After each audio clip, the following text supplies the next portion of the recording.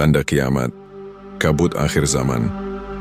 Tanda akhir zaman bukan sekadar bencana alam, bukan sekadar gempa, badai, atau peperangan. Tanda yang paling nyata adalah ketika Al-Quran ditutupi kabut.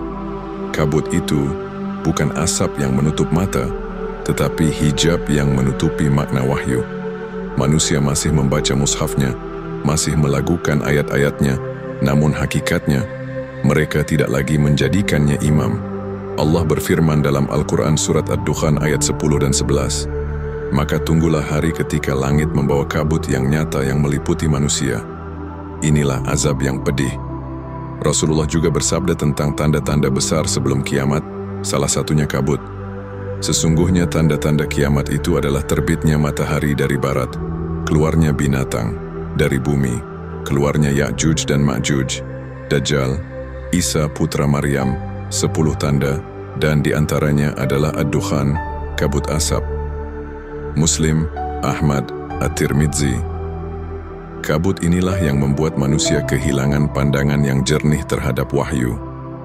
Mereka lebih percaya pada hadis-hadis yang diperdebatkan, pada tafsir yang bercampur hawa nafsu, pada pemimpin yang menuntun kepada dunia, sementara Al-Quran yang seharusnya menjadi imam, terpinggirkan dan dilupakan. Padahal Allah sudah menegaskan dalam Al-Baqarah ayat 2, kitab ini tidak ada keraguan di dalamnya, petunjuk bagi mereka yang bertakwa. Dan juga dalam Al-An'am ayat 155, dan inilah kitab yang kami turunkan, penuh berkah, maka ikutilah dia, dan bertakwalah agar kamu mendapat rahmat.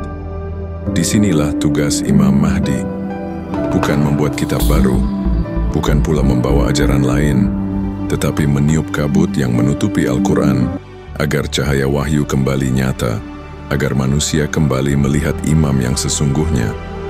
Imam Mahdi bukan imam karena dirinya pribadi. Imam Mahdi adalah imam karena ia menempatkan Al-Quran sebagai imam atas dirinya. Dan ketika setiap manusia pun kembali menjadikan Al-Quran sebagai imam, maka damailah dunia. Inilah makna sebenarnya dari kedatangan Imam Mahdi.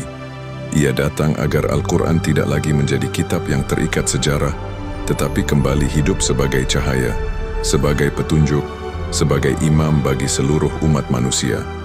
Maka tanda akhir zaman bukan sekadar kegelapan, tetapi kabut yang menutupi wahyu. Dan tanda kebangkitan kembali adalah ketika kabut itu dihembus pergi, dan Al-Quran kembali tegak sebagai imam atas manusia. Wassalamualaikum warahmatullahi wabarakatuh. Allahumma sholli alaihi wa alaina salam.